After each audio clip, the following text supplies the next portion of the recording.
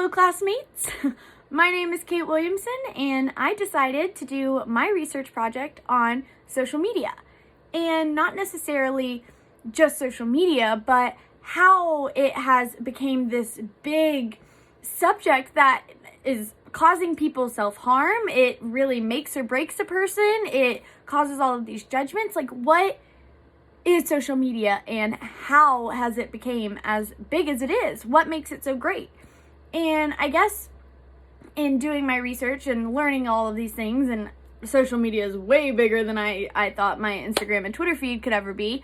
But you really need to start down with the basics of just the internet. And I myself am 22 years old, and maybe this is me being ignorant or naive, but I knew that the internet wasn't always around, but I didn't really question it either. It wasn't like, oh, well, I'm 10 years old, now the internet's here, like, what do we do with it? It was just kind of something where as I got older and I was allowed to have social media and I was allowed to get on the internet, it was just always there. So thinking about, I have an 11-year-old sister, and she has an iPhone and a tablet and a TikTok account, and she's making all of these crazy videos and stuff. And it was like, when I was 13 years old, I wasn't even allowed to have a phone, and the social media accounts like MySpace and Facebook and stuff were really targeted more towards adults rather than the way that I feel like social media is now, where it targets, young adults, preteens, teenagers, and even some like babies still, like 5 and 6 year olds have TikToks accounts and Twitter accounts and Instagrams and stuff. And so to start all of that, you have to understand where the internet comes from. And the internet has not always been a thing. Surprise! It's not something that everybody has always had access to, and it's something that is actually relatively new. People are still learning about the internet and all the things that it can do and all the ways that it can really help people, but also really cause serious harm to some people.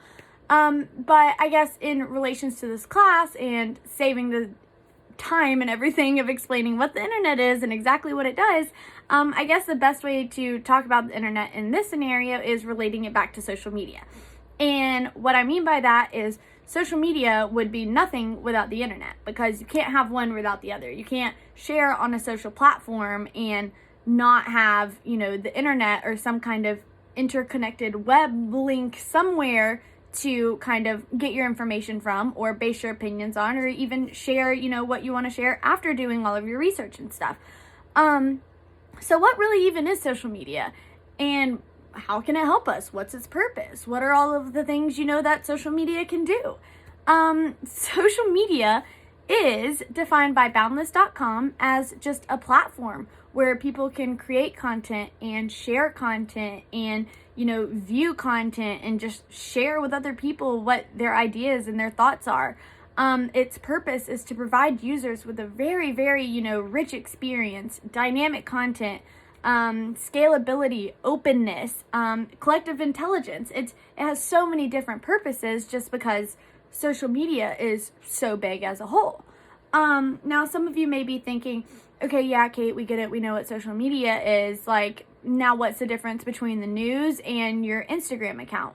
Well, the news and Instagrams are, very much so similar, but they're also very different in the same way. I would say like a personal Instagram account would be more of your social media, and then your major, news accounts and newspapers and some of your magazines that do like true stuff rather than just fake news that we see all the time.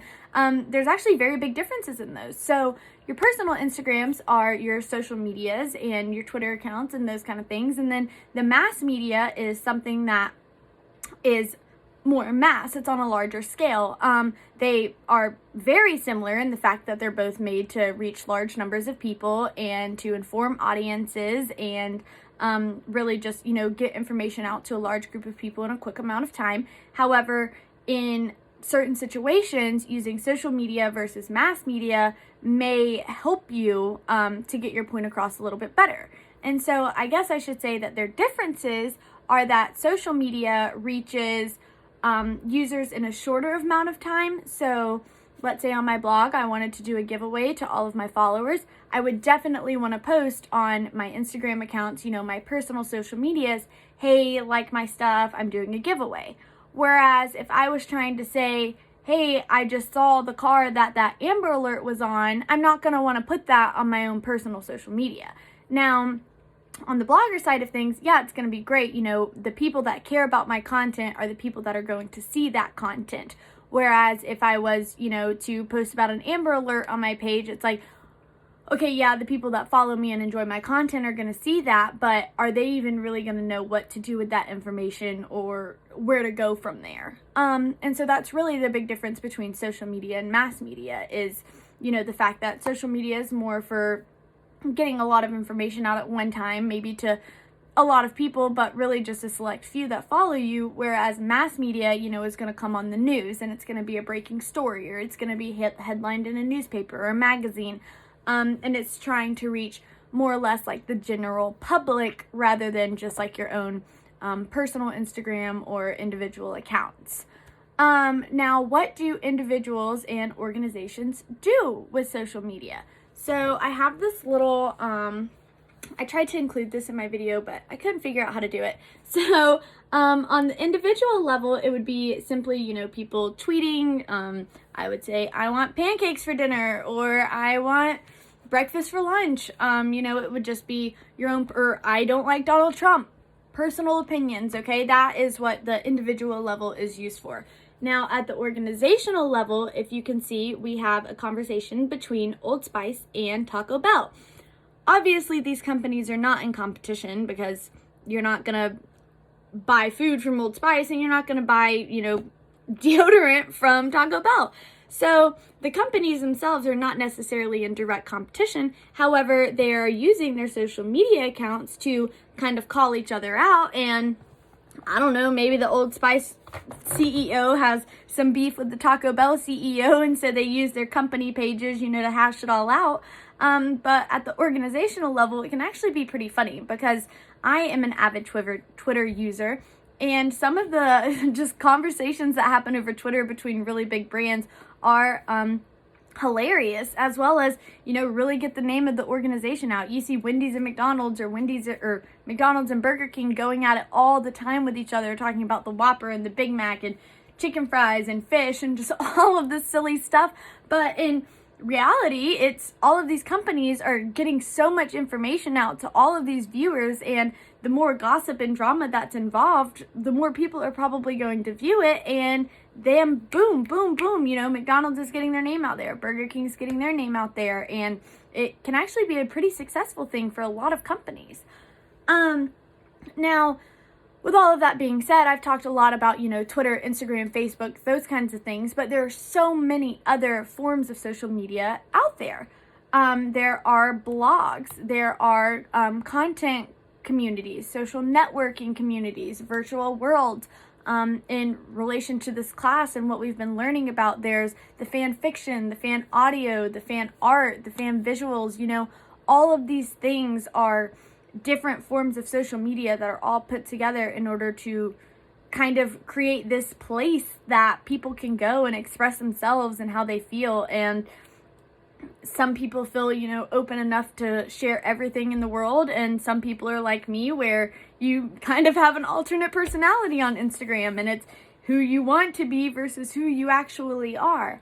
But there's so much more to social media rather than, just an Instagram post or a Facebook post or a tweet that, just came randomly to your mind. There are blog posts and there are communities where you can really get involved and you can do things and you can learn a lot about a topic. Or in the case of class, I had no idea that fan fiction, fan art, like this whole fandom community was even a thing.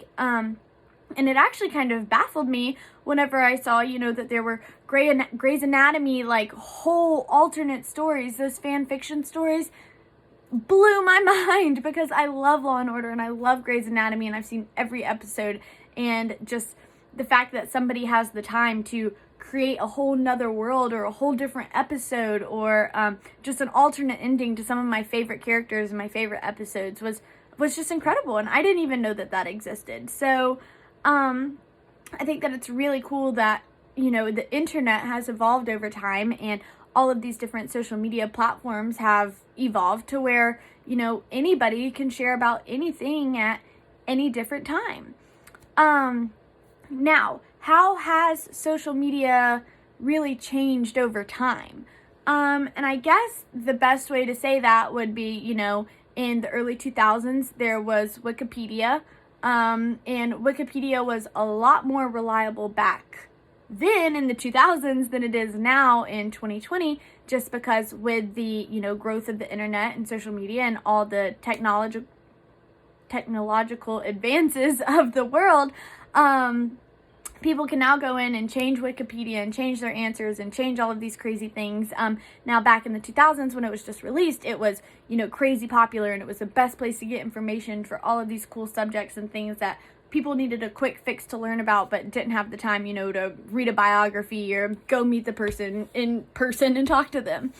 Now, after 2000, when Wikipedia got released, then came MySpace in 2003. MySpace, I believe, was really the first social media platform other than, your basic AOL chat rooms, your AIM, your open diaries. And those were in the 1990s, but still I feel like MySpace was the first real social media platform that people, could share their opinions and their thoughts and have virtual friends and meet people, throughout online and all of these different areas.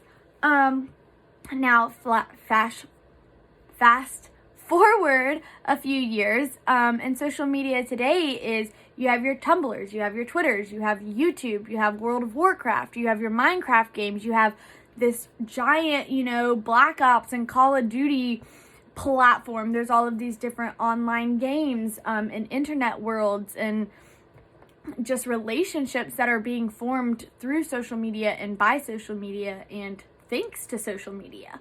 I find it very, very fascinating to see all the different ways that social media has came to be, and throughout my research, I realized, it's not always been the same, and it's continuously growing, and social media has become such a big thing now that people genuinely rely on this, and they don't feel whole within themselves if they don't get a lot of likes on their feeds or a lot of followers or a lot of, comments, whatever it may be. People's self-worth now has relied on their social media and what others think of them.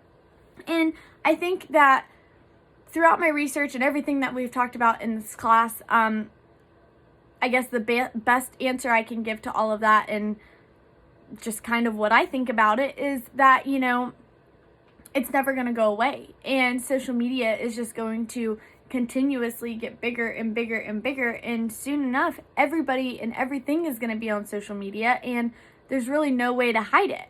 As for the topics of, your self-worth and, feeling down or feeling bad about yourself, I really haven't found much information on just how to help that problem or how to fix that problem. All the research that I found was really, just how bad it's getting and what ways it's getting bad, and all the bullying and all the stuff that's going on. And there's really no good or perfect solution in order to help the social media cause and help, make people feel better about themselves, unless you just, strictly completely close social media down and just make it not even a thing anymore. Now, I think that social media, don't get me wrong, I think that it is a very incredible thing. And like I said, I use social media probably a lot more than the average person does anyway, just because, that's my whole life.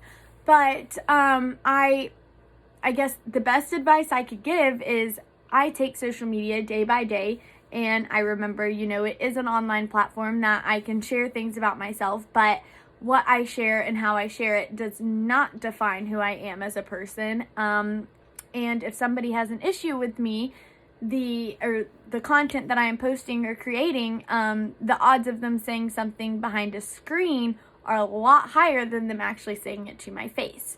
So I have had a few people come up to me and say things to my face.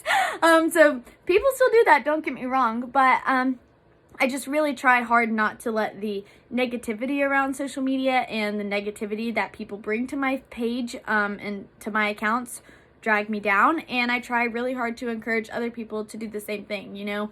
Not everybody's gonna like you, and not everybody's gonna like what you post, but in today's age and world, everything is posted everywhere. So, you know, if you're gonna do it, then just do it and be yourself and enjoy everything that you're doing in order to create your content, I guess. I really don't know. I was trying to look and see if there was anything else that I should have added in this video. Yeah, I think I'm done, but I hope that you guys enjoyed my rambling and everything about social media, and just kind of how it came to be about, how the internet was created and then social media was born, and how social media is kind of formed into this giant taboo bubble that was once more looked at as like an adult content thing, and now is being consumed by anybody and everybody all over. I would love to hear if anybody has any opinions about social media, or if y'all have read any, you know, super interesting research that has leads as to how to fix this issue and how to fix the problem of people being depressed and risking self-harm and dealing with haters. I would love to see research on that, because I really did not find a lot. But I hope everybody else had a good video and had an exciting time during this research project, and I can't wait to watch the videos that I get selected to do.